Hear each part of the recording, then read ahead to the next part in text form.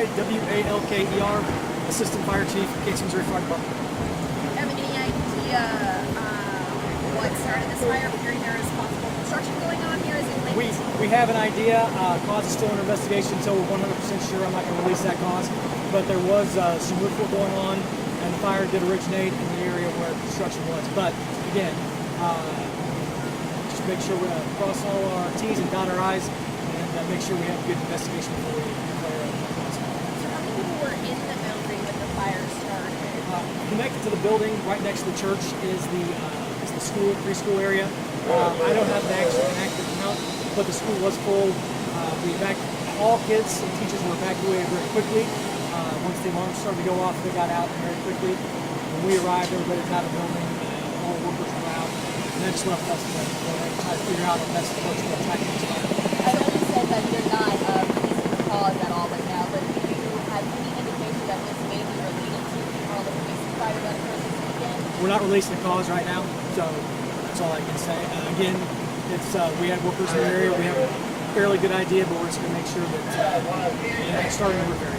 Can you talk about the strategy that crews are using right now? Well, it's we're using an inside initial aggressive interior attack, but we do have lines on the roof as well. The building is, as you can see by the way the building is, it's complex, it's large, it's very old, so there's a lot of void spaces, a lot of cut up areas. So that made identifying where the fire was difficult. We had heavy smoke showing from numerous areas, so it took us a few minutes to get in there, but our crews, we send people in a bunch of different areas to find the best spot where the fire is, and once we determined where it was, we put crews on the roof to help peel away some of the roofing material. We always send crews on the roof no matter what. We're inside. We had 2.5-inch hand line and 1.75-inch hand line inside working to extinguish the fire. And again, where exactly was it? The fire? So the fire was in an area located above the gymnasium. This old church building has a second-floor gymnasium located on the west side. So it was in an area in the roof above that, area. Can you describe the damage that we're looking at? Right now, we have significant roof damage because we had fire underneath the roof, in the roof, and the roof material, and the joists. So we had to tear away a large area of the roof. Beyond that, we have water damage that's going to be on the gymnasium floor and below. There's classrooms and a fellowship hall down there. So that's right now our focus. We've got crews still making sure we mop up in the hot spots, but our focus. Once we got the fire started getting checked on the fire, our focus turned to salvage now. So we're salvaging right now. We've got crews inside making sure we move anything important or valuable out of the area and covering what we can't move up in plastic tarps. So this is definitely under control. The fire right now is under control. We are starting to release companies. Again, kudos to our crews. Kudos to the citizens notifying us quickly on this one, but our crews got in, went to work fast. We got a handle on it. It looked bad for a few months. So how did you guys learn of this fire? Was it someone driving by? Was it someone who was in the school that said We got fire? We got a 911 call. Okay. And that's part of the investigation, so I'll stop there. I don't have a time for you. You said that kids were inside, were able to get out safely. Were there any church activities other than that going on? Not that we are aware of. No, like the pastor said, nothing to us about any church activities. The church was empty. Especially with the amount of people living close to a school. Can you talk to the importance of those fire alarms going off and having the working? So this is where when we go in and inspect schools, parents and teachers sometimes forget that school fires are not that uncommon. There are thousands of school fires in the United States every year, and it just shows the importance of complying with the fire codes. Schools can be a dangerous place, and that's why we comply with the codes. It doesn't always make our fire prevention division, our fire marshal's office, very popular with students, with teachers and parents, because we make them follow rules that seem antiquated. But right here's a great example why, if those codes were in place, the fires can spread much quicker, and kids can't get out of fires as quickly if they don't comply with those codes. So right now, the building, the school, they look like they did a wonderful job in code compliance. It's no fault of their own why this fire happened, from what we see.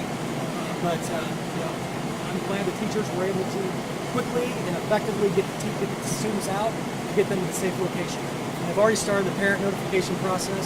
Parents are actively picking their kids up right now. You said for a few minutes it looked really bad there. Is that just because of how old this building really is? And that's part of it. Yes, when we arrived, we had heavy dark smoke showing from numerous areas, numerous vents around this whole entire structure. We had no idea the amount of fire that was in the attic space, none. And so if it can quickly overcome us, and we would have to go defensive. And once we go defensive on a building like this, that typically means it's a total loss. You look back to Notre Dame in Paris. So once we lose that edge, that advantage that we have in an interior attack, then we're quickly placed behind the 8 ball, and then things go downhill from there. So our crews got in quickly. We located the scene of the fire, and were able to extinguish it quickly. That just pays tribute to how hard our men and women of our fire department train. Couldn't be more proud of them being in charge of operations, and so did a great job today. Anything else you want to add?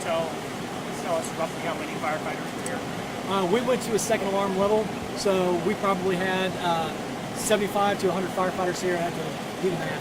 Do you know how many people were evacuated total? I don't have that number. The school was full. I would say it was approximately 50 people.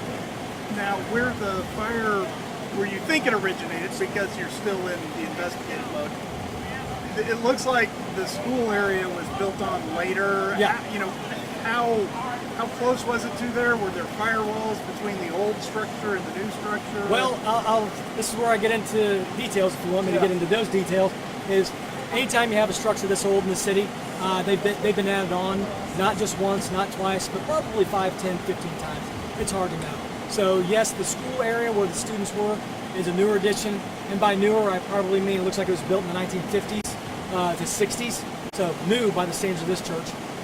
But yeah, it has firewalls, but again, as time goes on, what happens is contractors come in, punch holes through these firewalls, and it's hidden behind drywall, and you can't see it. So until there's a fire, a lot of times we don't know that those firewalls have been compromised. In this case, there were a couple little walkways that went between the church and where the school is. If the fire would have gotten ahead of us, we could have had a situation where the school would have burned down too. But right now, we're lucky that we got in and found where it was, and it was in an older area. Thanks, Chief. Thank you. Okay.